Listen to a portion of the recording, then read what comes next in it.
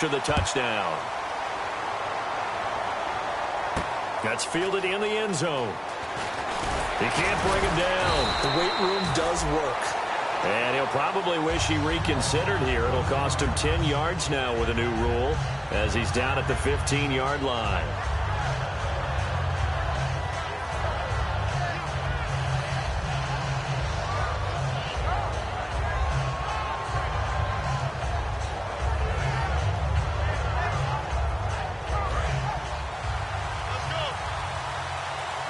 They come out 5 wide, 3 of them to the right side.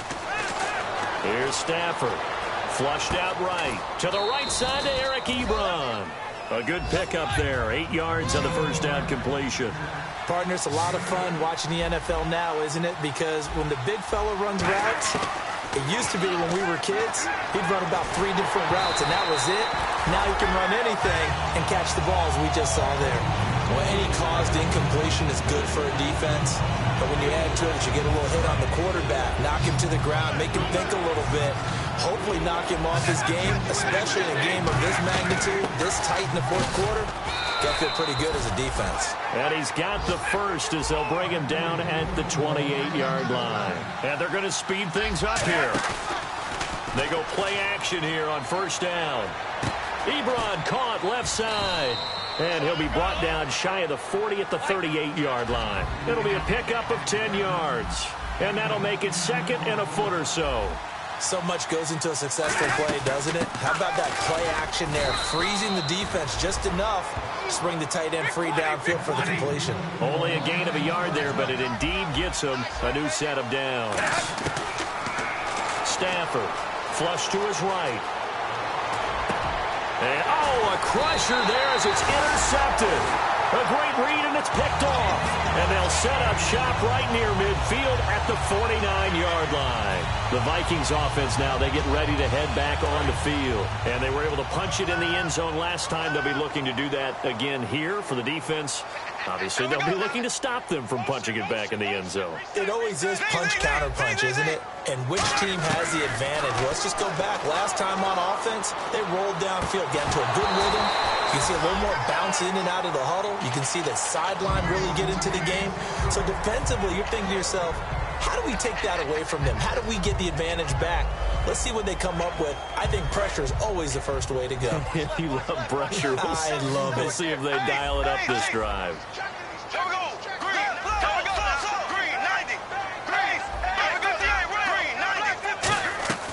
Bortles will try again on second down. And this time he's got the hook up. It's complete. 8 yards on the completion, but now they face third down. Quick pass play there on the slant, Charles. Works out well for the offense. The offense loves it. The defender hates it. Hard to get through the body of the receiver to get to the football trying to cover a slant. Now Bortles. And he's got it to Hearns. And the play goes for 19 yards. Gives him a new set of downs. And that pickup of a first down, that's going to leave a mark because they really needed to stop them there, didn't they? So frustrating. Defensively, you're a play away from getting that football back here. Down late. Tough. Now they've got to find a way to create a turnover or takeaway. Otherwise, this one will probably get away from them. So they're operating in the red zone.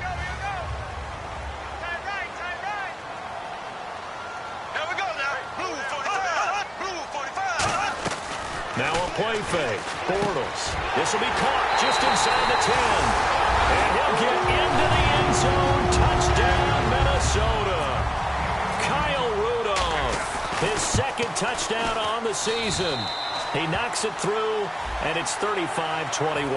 And the Vikings are going to add on to their lead. Now Brenza will boom it away after the touchdown. And that'll carry over the back line of the end zone for a touchback. And Detroit getting set to go now.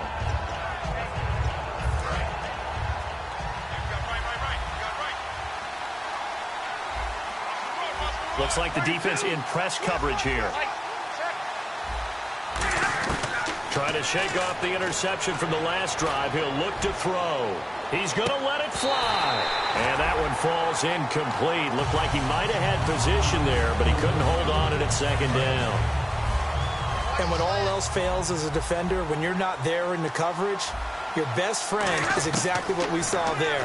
A big play shot taken by the offense. Unfortunately, it ended in a big drop. Golden Tate, his intended receiver, and it's third down. My high school coach, John Ford, used to say all the time, if you're in a bad situation, laddie, don't compound it with a bad decision as well. And I think that's what we just saw there. Harassed in the pocket, and he throws into double coverage. Well, this is taken in. It's complete. They give him a gain of 38. And at this stage, down in the second half, looks like they just wanted to find a way to get it in the hands of their playmaker, and they did. I think you're exactly right. I don't think the coordinator's looking at his play sheet and trying to figure out which play will work well. He's trying to figure out how to get the ball to the playmaker that you just described. Looking down at that sheet, you find people plays, not necessarily X's and O's, and that's exactly what they did there. And Jones has it over the middle. A good pick up there of 20 yards. It only took Stafford 90 games to hit 25,000 yards in his career, fastest ever, and he adds to that yardage total there. And no escaping this time as he'll go down. They got him for a sack. Daniil Hunter in there to take him down, and the clock will roll. They'll fake it. Now Stafford eluding the pressure right. And this is intercepted, and that should do it. Xavier Rhodes with a pick. Obviously disappointing, but you had to go for broke here, down 2 scores. So that forced you to make some throws you definitely wouldn't want to make. And I think this interception is going to pretty much write an end to this one. Go, green, 90, black, 58, Williams.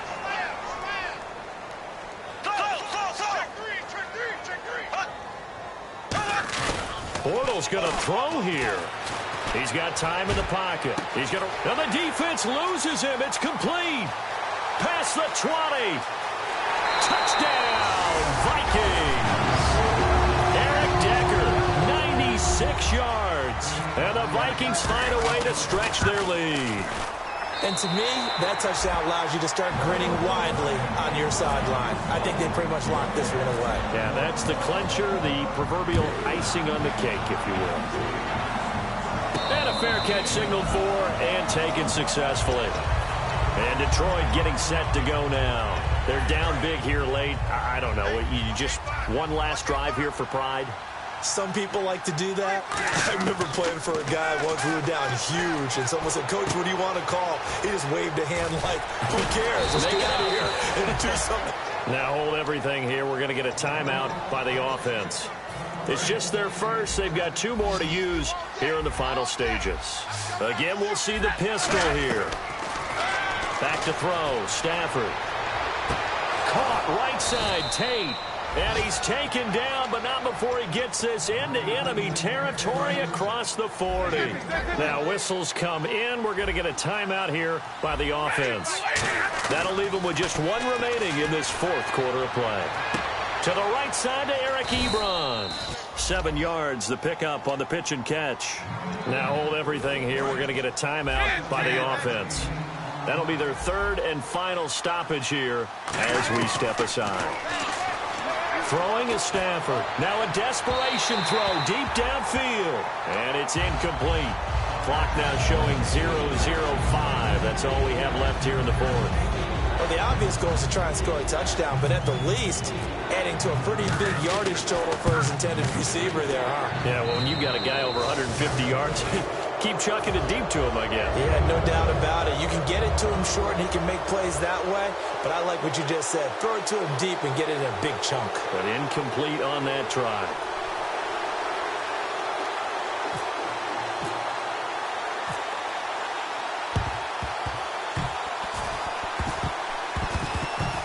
And the Vikings hands team able to recover, and that should just about do it. Now they're down big here in the 4th. They had to try the onside kick. Can't fault them for the effort at least. No, you can't at all, and if nothing else, now you've put something that you're trying to practice, right, that you've worked on into a game situation, and now you can go back and dissect it. So if you need it again sometime, maybe you'll find a better way to do it. But, yeah, this game's pretty much done for them. Well, Charles, it's one thing to win. It's another thing to win and put up the amount of points that they did. Boy, were they clicking on offense. They can't help but feel great about themselves, can they? I mean, what a game to put up that number of points, continually feel like they're moving the ball and things are working and clicking. They think that they can bottle this and carry it with them. And as an offensive coordinator, you just don't think you can do anything wrong. Whatever you call, run, pass, it's all going to work. That's called being in the zone. So for Minnesota, the win means they'll finish the first half at a respectable 5-3 record. And they will hit the road next week to take on the Washington Redskins. Meanwhile, for the Lions, their season is on life support somewhat now at 3-6. And they're going to get an extra week to stew over this as they're not back in action until week 11. That'll do it for us. For Charles Davis and all our hardworking crew, I'm Brandon Gaudin. You've been watching the NFL on EA Sports. For more, find us on Twitter at EA Madden NFL.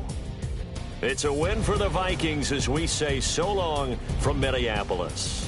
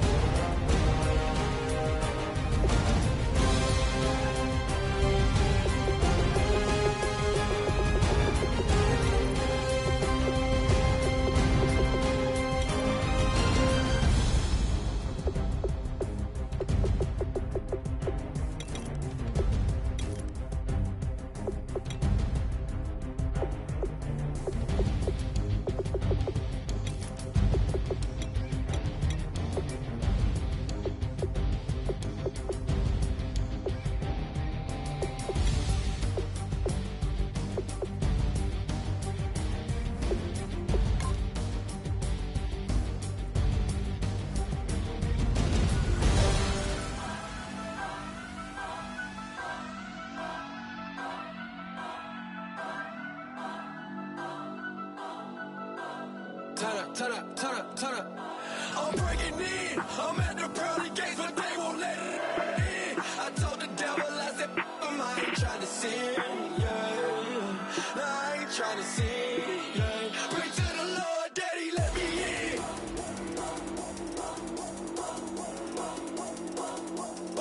I'm breaking in.